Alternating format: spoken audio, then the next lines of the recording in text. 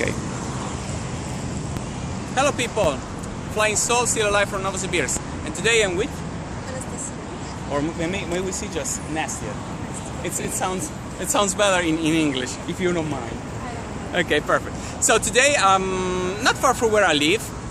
This park, we are going to walk now in this park, which is called Berezovaya rosha. Okay, it's a nice park. I've been here sometimes, and it's very relaxing. You can also come here for jogging if you like. So we are going to spend some time here together, and I will tell you about the park, and I will introduce you her a little bit. Okay, so let's go. This park I learned because today I was reading about the history of this park, and this park was built on a cemetery. Really? Before here was a big cemetery, and there were victims of the big revolution. I can say patriotic war. Patriotic war is the Second World War. It's like a part of Second World War. Part of the Second World War, exactly. So the victims, of course, of Novosibirsk were buried here. And then after, during 50s, so it was during Soviet Union, they decided to renovate the whole park. And now it's a park like any others. They built tracks here, and now we are approaching a fountain that is not far from here. We are going to see it. And there is also, I discovered that there is also a small zoo here. Okay, if you know me, you know that I'm against any kind of exploitation about animals. But just to report it, I tell you about it. Maybe I will show you a little bit later. So let's say something about, again, we met in speaking club, right? And the reason why we are here is because she told me when she was at the speaking club, while we introduced each other, that she's interested in Italy, right? Okay, can you just tell me again about this, and also to them about Italy and why you are interested in my country? Well, I really love traveling, and perhaps the only place I've never been is in Italy.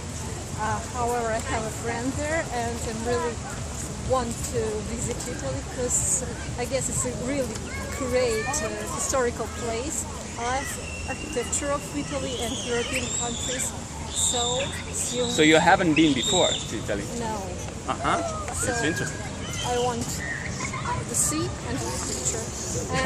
And meet my friend. So. Okay, but do you have a specific goal in Italy or not? I mean, to see, for example, just the city, the cultural part, or maybe go to the sea or walk in the mountains? Because in Italy, you know, there is everything. So yeah, one of these Cinque Terre. Oh yes, you told me about Cinque Terre.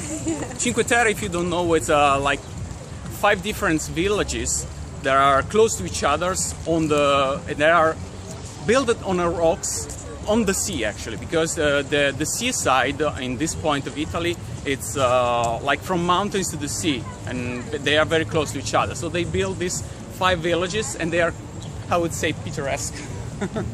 So it's one of the touristic spots of Italy to visit, one of the main. What else? Then I want to visit Milano, and it is the Dome, I guess. Yes. The place. The beautiful city, I guess. And of course Torino also. Of course. It's a mandatory to visit Torino, that's for sure. Maybe we can go together when I will go back to Italy. Okay. And of course I want to try Italian food. I just love pasta. Yes. Food is the main thing, probably. I mean, okay, depends of course of what's the reason why you got interested in Italy, but food is the main thing. You know that I travel also a lot in my life, and I experienced a little different type of very different type of kitchen, but Italian still is the best for me. And not because I'm Italian, because I love, for example, Asian food, I love Mexican food, but there is no so many different type of dishes, and so light and delicious at the same time, like you can find in Italy. So that's absolute. So I completely agree with you. So you said you travel a lot. Yeah. So where have you been? Well, in Europe, a lot of places. In Turkey, China. That's all. My favorite place in Europe by this time is Vienna. I just love this city. It's amazing. Yeah, it's quite beautiful. It's the capital of Austria. You don't know, Yeah. because there are people that for all over the world, and maybe some of them don't know. It's an amazing place. I have a tradition. I celebrate my birthday in different places. Oh, so cool. in different cities, in different countries. So when it will be the next birthday? I don't know where. No. When? When? In August. August. Oh, perfect. So you have to travel in August. Yeah. At the end of August. Let's say, can we say the date? Well, yeah, the 3rd. 3rd of August. So you plan to travel somewhere? Somewhere, I have no idea where, but I know that I've been somewhere. You know, I had the same tradition for many years with some of my friends to celebrate New Year's Eve in a different city. Yeah. In Russia there is a tradition when you celebrate everything, you have to be with all your family and other guests. It's a big celebration, and I don't like it because you have to cook a lot and then you have to wash all of the dishes. Well, you can go to restaurant. Perhaps, but it's not my thing, so I prefer to celebrate with a couple of friends or just parents maybe, and that's cool.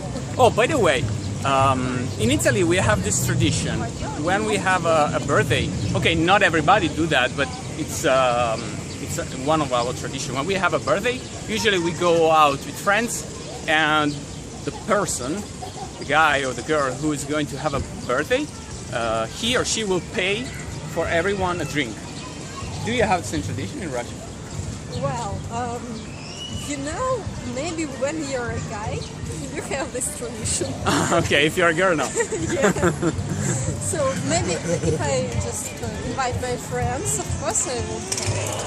However, previous birthday,